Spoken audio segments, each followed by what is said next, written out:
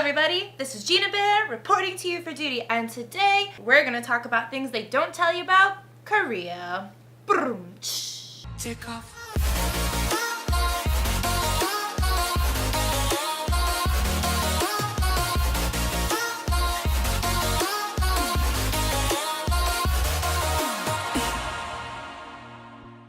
Okay, so one of the things that I noticed as an American, and I noticed this when I was living in Japan too, is the lack of trash cans out in public. So out on the street, you're not gonna find like many public trash cans, but the funny and the most ironic thing is you will find a lot of these trash cans in the bathrooms. Now, this is really gross because like Korea is a first world country, you know, they're coming up there with the Olympics, and one of the most disgusting things I have ever encountered here was people putting their tissue paper in bins by the toilet.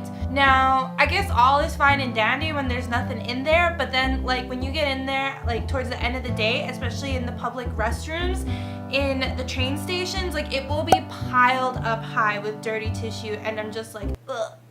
I can't handle it. Like, I will hold it, I will run to the Starbucks, I will go to the McDick's to go to the toilet, but I can't handle some of the public restrooms here. And this is changing, of course, because of the Winter Olympics. Like, Korean realizes that this is a public sanitation issue, so they are taking out these trash cans out of most of the public restrooms in the train stations, and they're replacing the regular tissue paper with biodegradable tissue paper. So hopefully within the next year I will not see any of that nasty business all up around.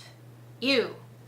Another thing they don't tell you about Korea, like, I don't know if Koreans are playing a game of like Super Mario in their brains, but they are really good at hitting the target. So let me explain. Whenever I walk, like, on the street, they don't have, like, clear paths of where you're supposed to walk on the sidewalk. So usually in America, on the right side of the sidewalk, people, you know, are walking this way, and on the left side of the sidewalk, people are walking the other way. Well, in Korea, it's a free-for-all. It's, like, a huge clustermania. I don't know how people do this. Like, they see you, right? Like, legitimately make eye contact with you. You're walking this way, and then all of a sudden they get like over this way and they like stop right in front of you, or they don't move, and it's like, why aren't you moving? Like, this side of the road was totally fine and you're coming into my space here where you should be walking the other way, and it's so infuriating. And they also do this in the train stations. Like, when I get off of the train, like, people will just stop in front of me and I will bump into them. I'm like, why are you stopping? We're trying to get off the train. Or if you get to the top of the stairs, people just stop, and I'm like, why are you stopping when there's people like trying to get out of the station? Like, move aside. A lot of people don't tell you is how bad the yellow dust is. Like, it was so bad this year. My dog was literally choking, like really horrible hacking from the dust. Like, I didn't even want to go outside with her because the dust was so bad. And there was like one time where like I actually got an alert on my phone saying don't go outside because the air is that bad. If you're one of those people that has allergies or asthma, I don't think like South Korea is the best place for you. Unless you're a G and you're like, no, forget that yellow dust, I'm gonna own it and show who's boss, then by all means, carry forth, compadre. The next thing is the shower heads only in the bathrooms here. I feel like most bathrooms in Asia are like this. There's just a shower head, and sometimes it connects to the sink, or sometimes it comes up from a separate hose or whatever, but it's just a shower head and then the floor and then a drain in the floor where your water goes. There's no bathtub, and like, believe me when I tell you, I miss bathtubs. Also in Korea, they're not really into the hashtag tampon life. They're all about pads here. And recently there was a scandal where people are filing suits against certain like pad companies about how there are so many chemicals in there, it would make periods irregular or stop their period, and it wasn't really healthy. The government just investigated that, and they're like, no, the chemicals in here are not high enough for that.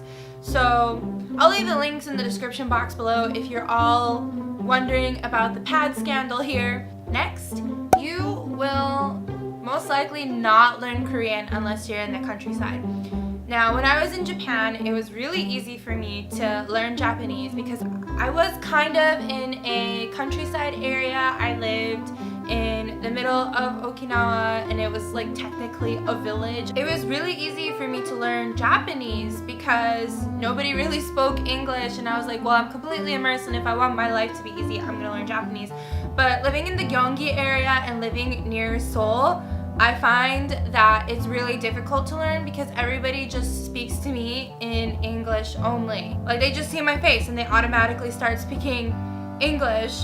Whereas when I lived in Japan, they would see me and they would just speak Japanese to me, and I kind of miss that because my Korean would be a lot better if people would do that. Like, you know, I'm in your country, I should learn your language, just speak to me in your native language. Like, it's cool, I'll figure it out, but like, I don't know like what the mentality is here. Like, oh, foreigner must speak English, must do my best, yay, English practice. Which is cool too, but you know, doesn't really help me in my case. But yeah, unless you are in the countryside, you most likely will not learn Korean the way you're supposed to, or unless you're super dedicated to learning, then you'll probably learn it. You should know is that it's really difficult to save money in your first year because like when you move, like sometimes you won't have a bunch of stuff from the person who was living there and you have to buy it, which was my case too.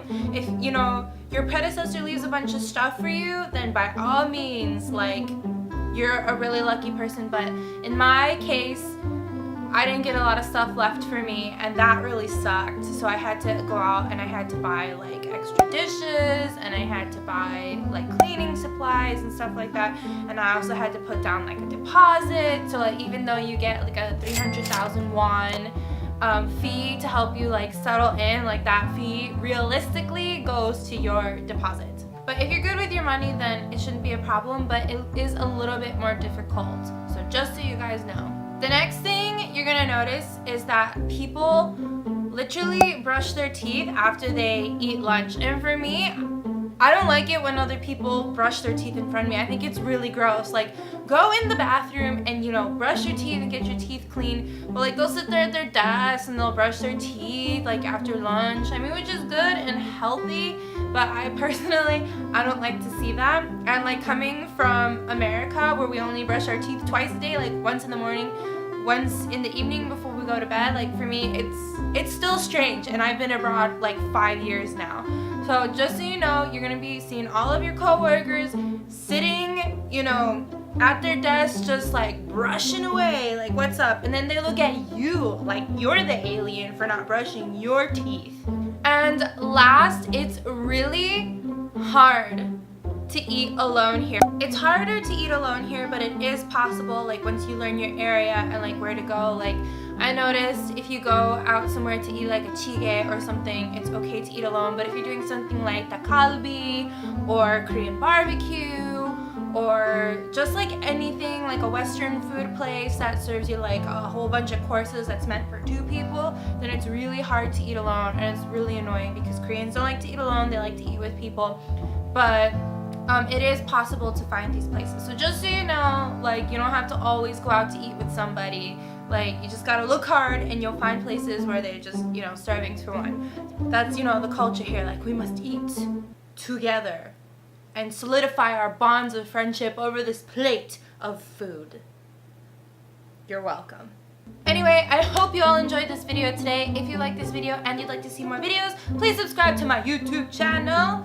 Let me know if you guys want to see more videos like this in the future, what your experiences were in Korea, if you guys experienced any of these things, especially the nasty trash cans. And I will talk to y'all lovelies later. Gina Bear, signing out. Just tell me where you wanna go. Let me take you there. You see, I've been around the globe. I've seen a lot, but I wanna see what's above. I wanna see what's below.